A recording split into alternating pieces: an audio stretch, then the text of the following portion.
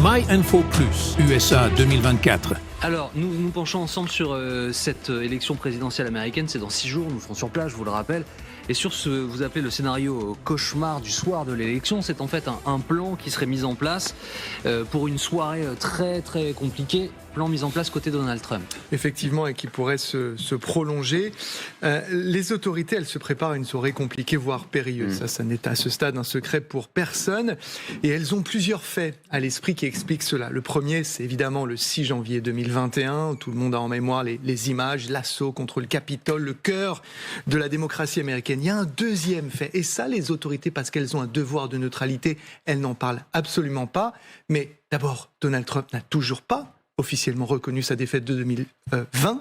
Et ensuite, quand la question lui est posée, et elle lui a été posée à de multiples reprises, est-ce que vous allez accepter, en cas de défaite, les résultats le 5 novembre 2024 ? Eh bien, Donald Trump ne répond jamais explicitement, ouvertement. Oui, regardez, je vais vous montrer une statistique.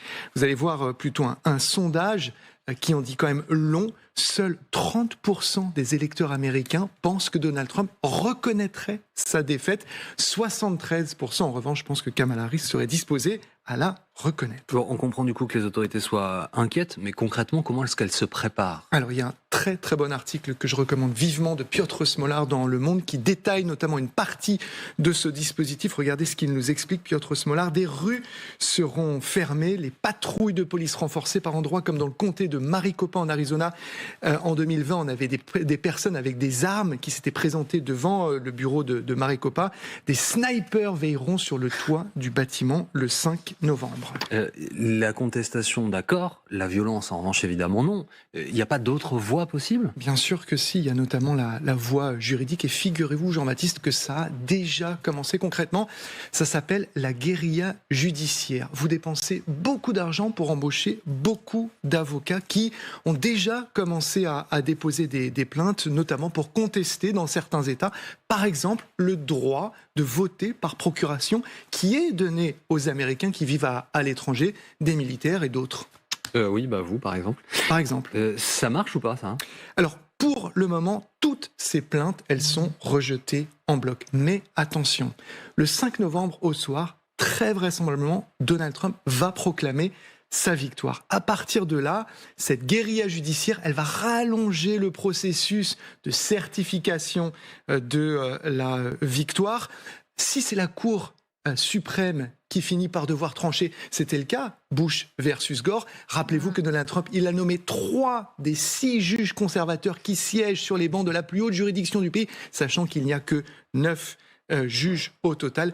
Derrière tout cela, il faut quand même rappeler que la foi des électeurs et des électrices dans l'intégrité du scrutin, c'est évidemment l'un des fondements d'une démocratie saine. Ça et la transition pacifique entre le sortant et l'entrante ou l'entrant. Oui, parce que juste une question. Imaginons qu'aucun des deux ne concède sa défaite. Comment faisons-nous sur le plan diplomatique ? C'est très très compliqué. C'est pour ça que le monde entier scrute avec énormément d'attention et je dirais même de nervosité ce moment effectivement très délicat. Aux États-Unis, ce serait une crise institutionnelle, voire constitutionnelle. Et pour nous, ce serait effectivement un imbroglio diplomatique.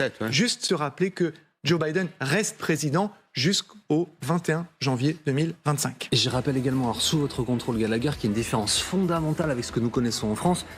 C'est pas le ministère de l'Intérieur qui désigne le vainqueur. C'est les médias. Ce sont les médias et donc les networks, les grands médias et l'agence AP et Associated Press sont eux qui décident qui est le vainqueur.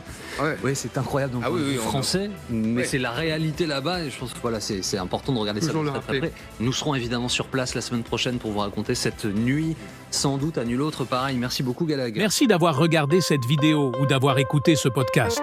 Abonne-toi pour plus de contenu.